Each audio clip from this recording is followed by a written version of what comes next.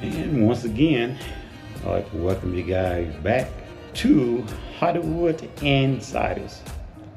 And I'm your host, John Shaft. Hollywood Insiders, where we put legendary cinema under the microscope. Today we're shining the spotlight on Michael Mann's 1995 crime epic Heat, starring Al Pacino and the relentless, high-strung PD detective Vincent Mann and Robert De Niro as the malicious serial thief Neil McCauley. Heat changed the action thriller gem forever. Join us as we break down the iconic first on-scene showdown, the legendary coffee shop scene, and the intense legacy of Pacino's unforgettable performance. In this episode, the true life criminal inspiration behind the film, why the Pacino De Niro face-off made movie history, behind the scenes breakdown of Al Pacino character choices. Don't forget to share and subscribe and hit the notification button for more deep dive into cinema history. So let's go ahead and get into the video.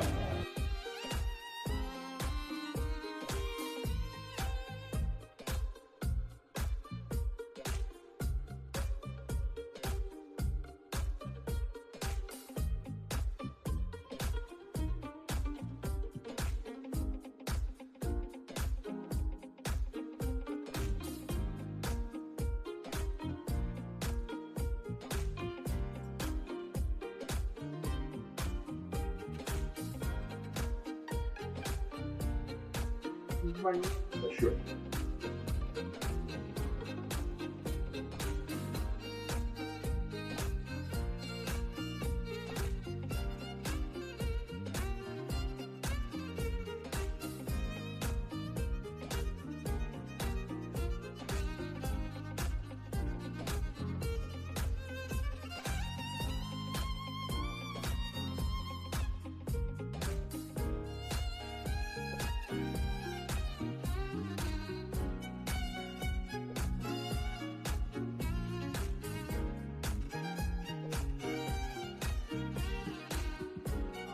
Don't fucking move. Put your hands in the air. Put your hands in the air. Put them up.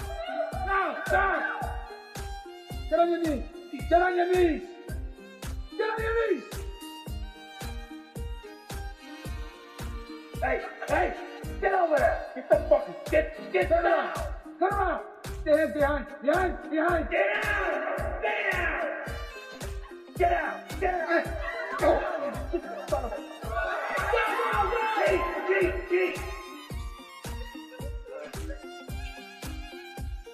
Oh, stay down. We want to hurt no one. We're here for the bank's money, not your money. Your money is insured by the federal government. You're not going to lose a dime. Think of your families. Don't risk your life. Don't try and be a hero. Right now, I want you to sit on the floor and put your hands on your head. Anybody feel sick? Anybody got heart trouble? Go ahead and lean against the wall.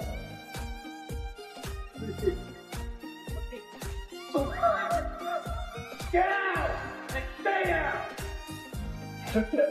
Sit there, don't move, let's breathe.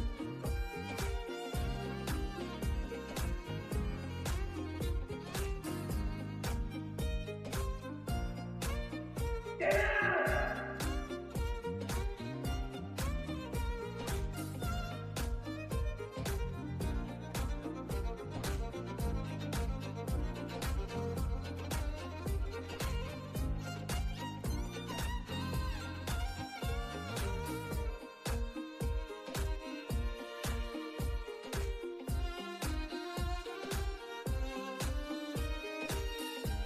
Hey!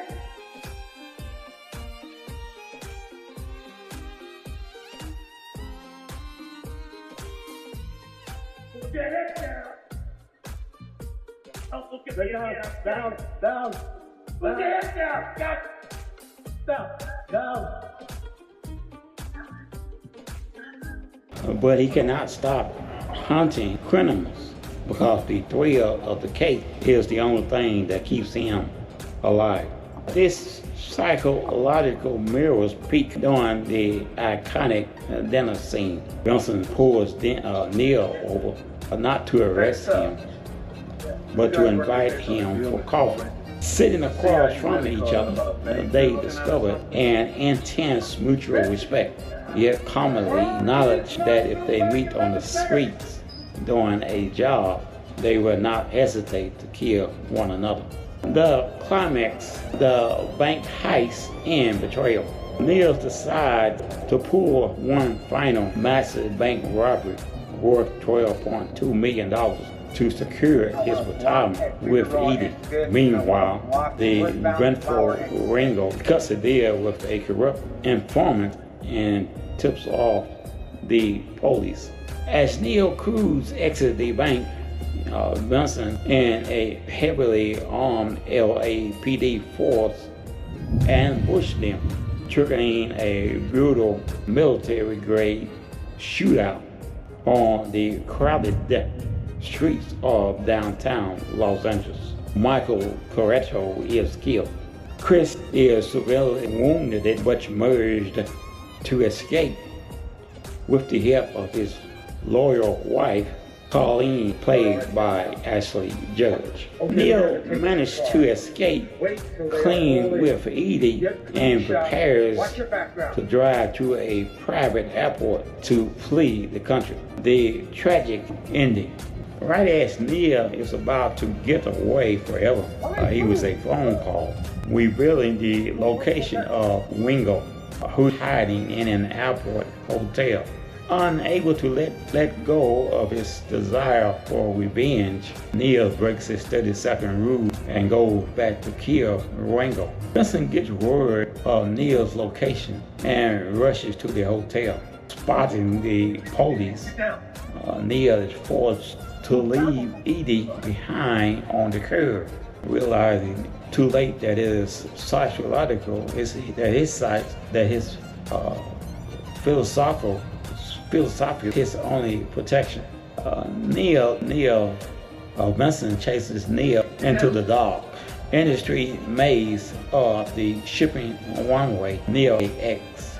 In a final tactical standoff among the shadows, Benson noticed Neil's silhouette cast by moving airport lights and shoots him. As Neil lays dying, he extended his hands to Benson, and the two adversaries hold hands in silence as the films cut to black. And so that's going to do it for this particular film. Again, it's called Heat, 1999, starring Al Pacino. I'm very fond of this particular movie, especially the robbery scene. I do believe the bank robbery scene was taken from a real life bank robbery scene years ago that took place in LA, where they had high-powered weapons and actually outgunned police, the LAPD officers. The officers had to go into different guns in that area to get high-powered weapons because it was not equipped at the time with such a high.